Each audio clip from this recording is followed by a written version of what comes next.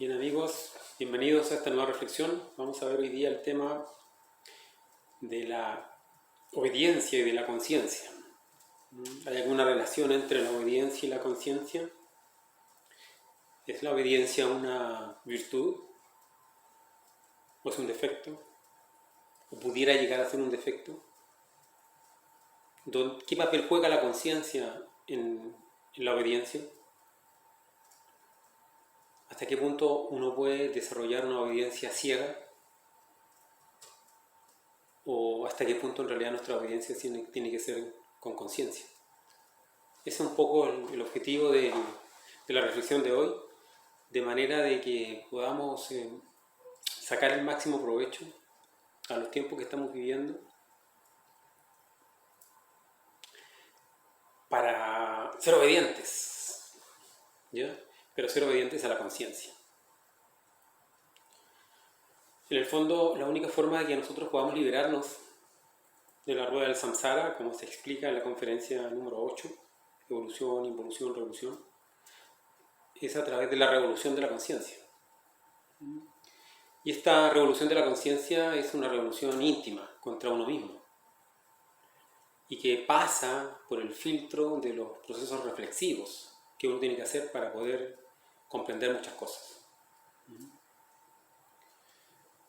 Entonces, la obediencia indudablemente que es una virtud, pero cuando esta virtud va acompañada de la inconsciencia, de la no conciencia, o se transforma en una obediencia ciega, pasa a ser un defecto. Hay una transformación entre virtudes y defectos. Las virtudes, cuando son mal colocadas o están fuera de su lugar, o están extemporáneas, o no corresponden en el sitio en el cual han sido puestas, o pasan a ser ciegas, pasan a ser defectos. Es más, nosotros tenemos interiormente en esta sumatoria de yoes o de ego, tenemos muchos yoes buenos y yoes que podríamos decir que son hasta virtuosos, que son yoes y que tarde o temprano tienen que pasar por la aniquilación. Porque lo que verdaderamente importa es ir más allá del bien y del mal. Cualquier virtud o cualquier código moral pudiera ser un obstáculo tremendo para el crecimiento y el trabajo y la autorrealización íntima del ser. Entonces, la obediencia tiene que ir acompañada de la conciencia. Y la conciencia indudablemente que va a reflexionar en relación a lo que le corresponde hacer y qué no le corresponde hacer. Si nosotros somos obedientes ciegos o obedientes irreflexivos, entonces podemos cometer graves conflictos, podemos tener conflictos y cometer grandes errores.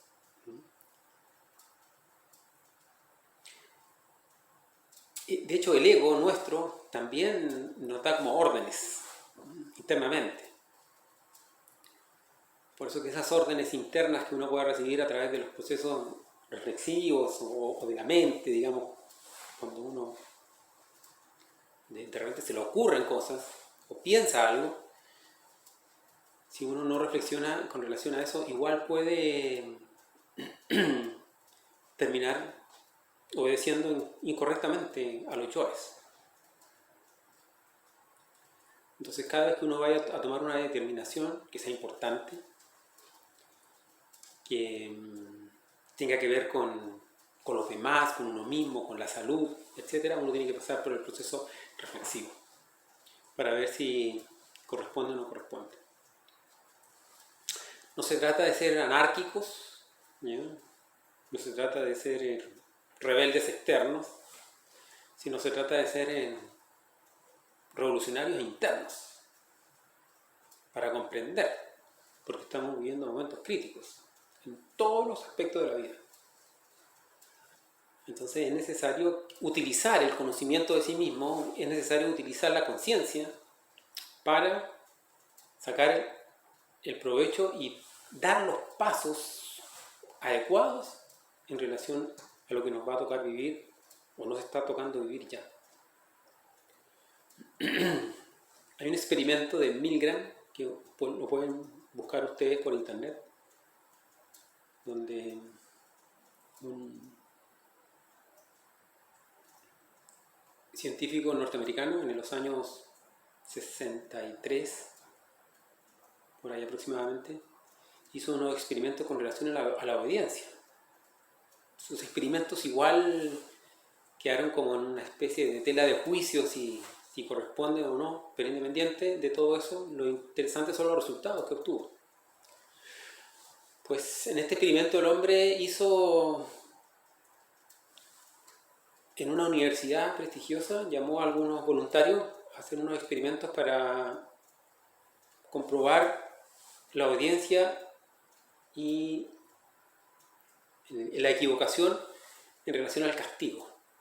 Cómo incidía el castigo sobre la equivocación, sobre la memoria y los aspectos de dar correctamente las respuestas.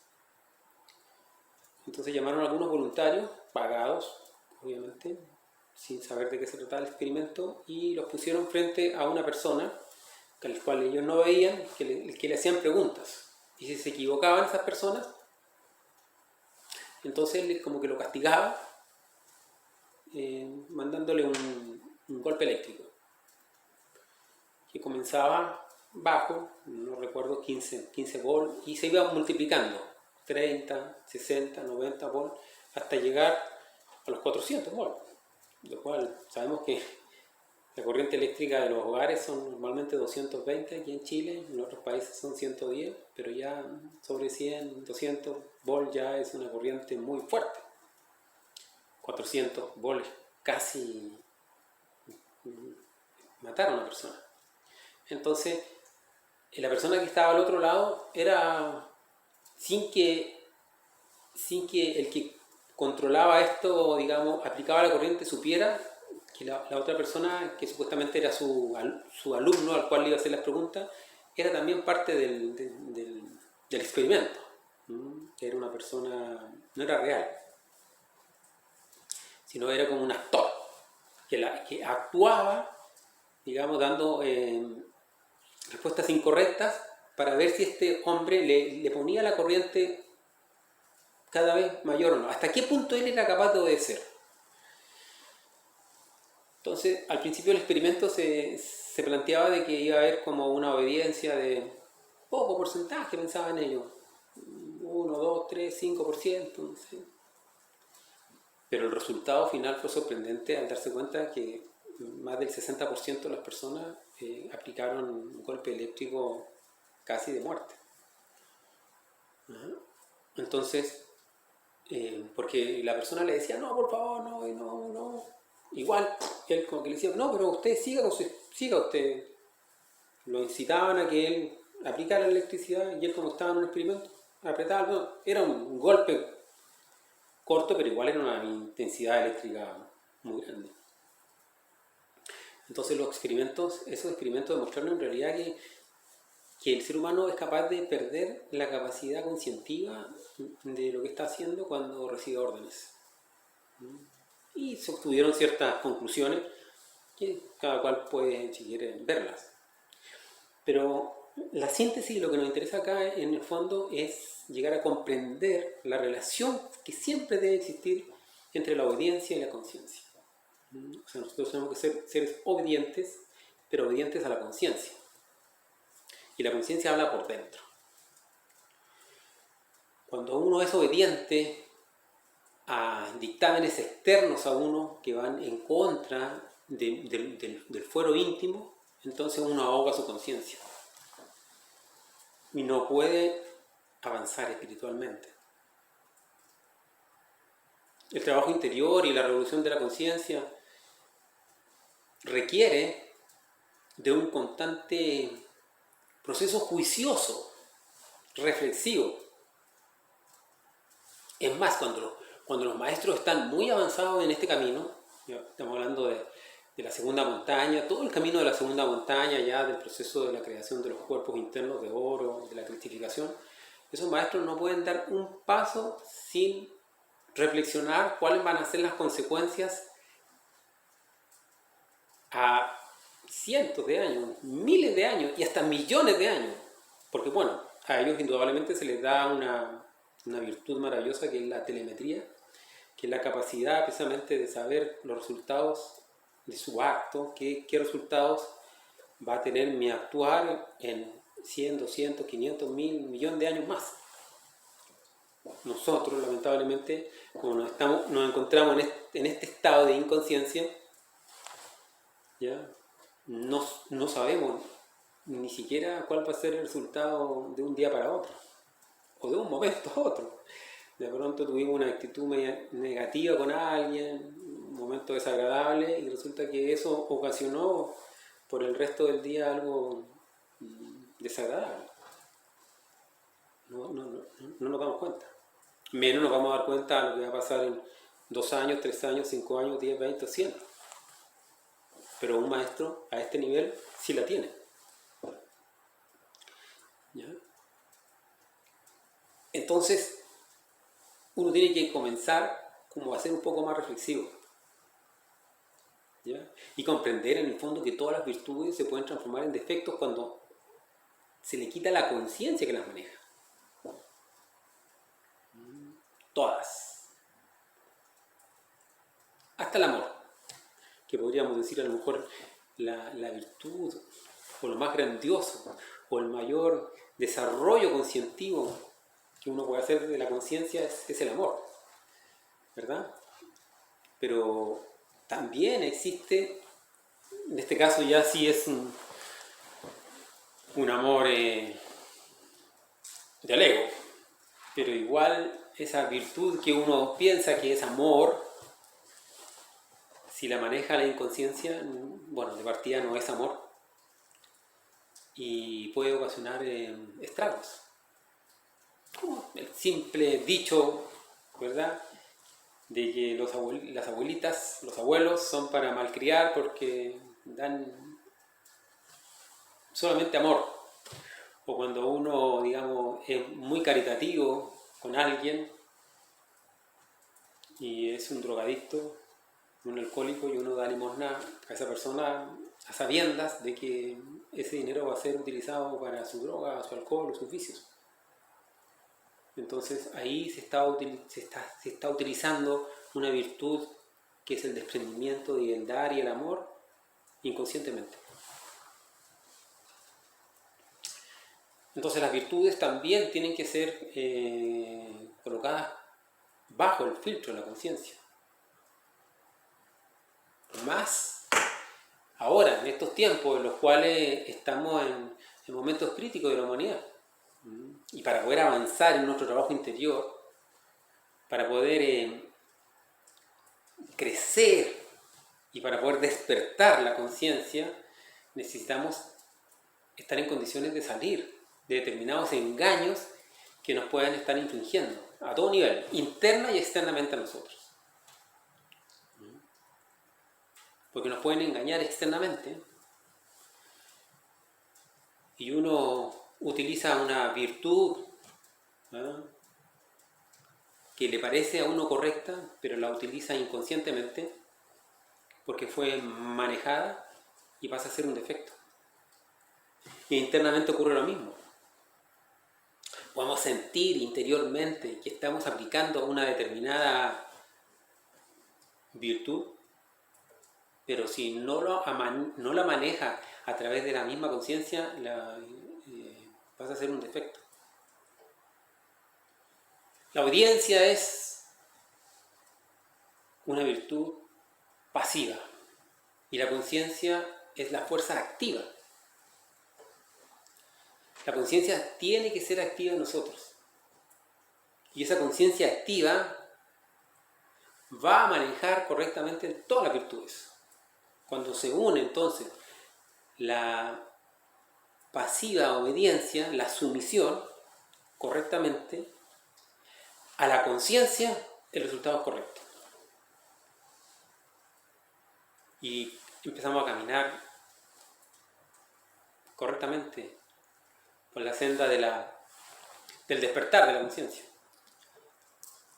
Pero si utilizamos la obediencia sin el proceso reflexivo, nos puede pasar lo que le pasó a esas personas que pasaron por el experimento de Milgram, y podemos empezar a hacer cosas que en realidad traspasan lo que verdaderamente la conciencia debería haber hecho. Indudablemente que esas personas que estaban en ese experimento, al momento en que empezaron a escuchar del otro lado, que también eran grabaciones, que las tenían respuestas predeterminadas, digamos, gritos de la persona, no, por favor, no apriete más el botón, por favor. Y él le decía, pero mire, yo le decía, el hombre que estaba haciendo el experimento, continúe, usted está en un experimento que queremos ver, continúe usted para ver hasta dónde. Lo incitaba a continuar. Y el hombre, en vez de haber dicho, no puedo yo porque estoy ocasionando dolor, estoy infligiendo dolor, estoy ocasionando un daño a esta persona, borraba todo ese proceso reflexivo y continuaba, y como les digo, más del 60% llegó hasta los 400 volts. Entonces esa es una obediencia ciega. Y la obediencia tiene que ser luminosa, tiene que ser objetiva, clara, certera, asertiva. Ahí queda bien. ¿Ya? Entonces así es como se va mezclando. Para que haya una creación siempre tiene que estar la mezcla de lo negativo con lo positivo. ¿Ya? Entonces en este caso la negatividad, lo negativo en el sentido de lo pasivo de la obediencia, porque la obediencia no refuta, simplemente obedece. No alega, simplemente, ¿verdad?, hace lo que le dicen. Eso es pasividad, ser pasivo. Y la conciencia es el que juega entonces el papel de ser activo de lo masculino, de lo fuerte. Cuando se unen estas dos cosas, entonces se produce un correcto resultado.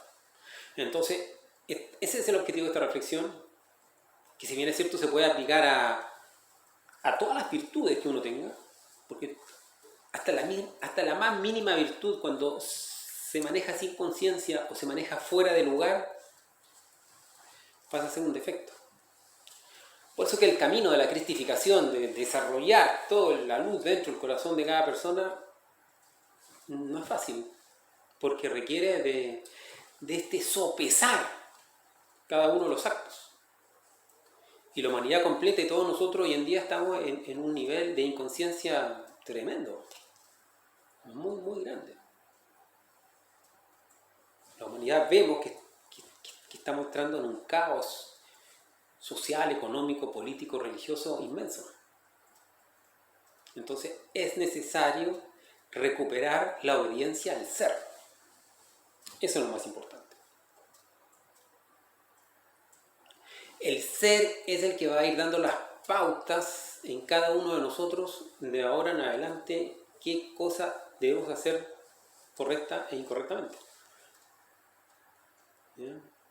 Porque de pronto, si uno no tiene este contacto con el ser y solamente se deja guiar por voces externas, se puede perder. Y puede continuar en esta oscuridad y nunca va a desarrollar el sol en su interior. El sol, el corazón, la conciencia desarrollada, el átomo nous, que despierta con la muerte, el defecto psicológico y con la transmutación de la energía sexual, cuando se transforma ese sol interior, nos permite guiarnos. Es necesario que ahora cada ser humano, cada uno de ustedes, uno se aprenda a guiar a sí mismo. porque ya hemos sido lo suficientemente engañados externa e internamente.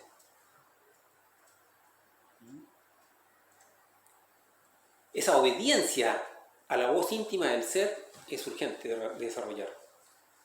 Y esa obediencia a la voz del ser solamente va a salir de la conciencia recuperada. Inclusive de los yoes muertos, cuando uno elimina a los yoes de esta obediencia ciega, porque uno tiene un poco esa tendencia de pronto a ser irreflexivo, no medir los actos, no darse cuenta, no reflexionar, no comprender. Entonces, cuando se van eliminando estos yoes, y todos los yoes, va aflorando la conciencia necesaria para que esa conciencia nos guíe. Porque ¿qué es la conciencia? La conciencia es el ser dentro de nosotros. Somos un trío de cuerpo, alma y espíritu. Cuerpo físico, alma y espíritu, la conciencia. Y dentro del alma está el resto de la conciencia que es necesario recuperar.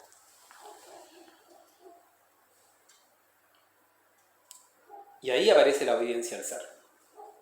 Cuando el ser toma posesión de sus vehículos, cuando el ser se expresa dentro del corazón de la persona que sabe escuchar la voz de la voz intuitiva del ser.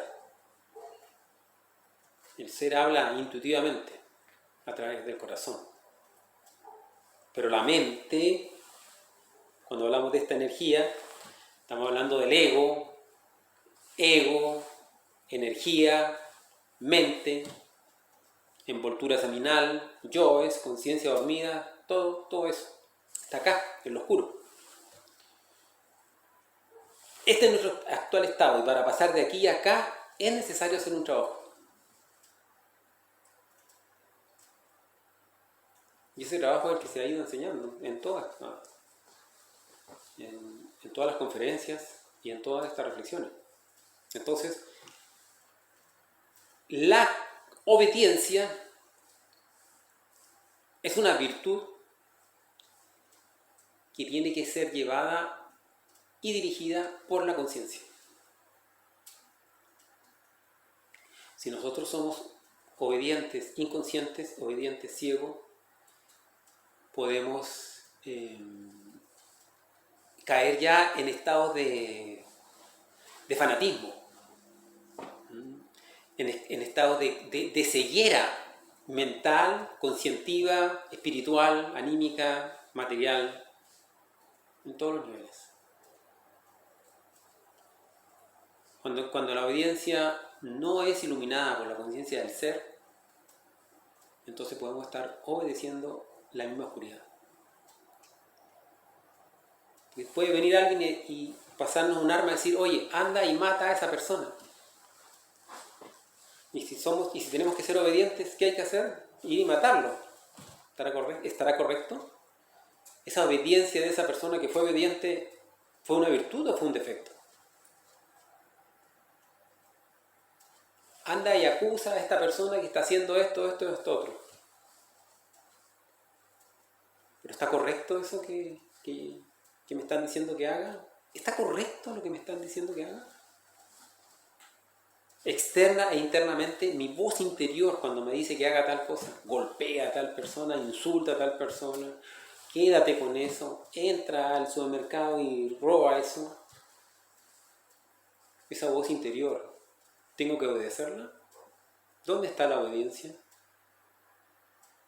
¿Dónde está la conciencia? ¿Ha pasado eso por el proceso reflexivo íntimo? ¿O entró en la desesperación y en la ceguera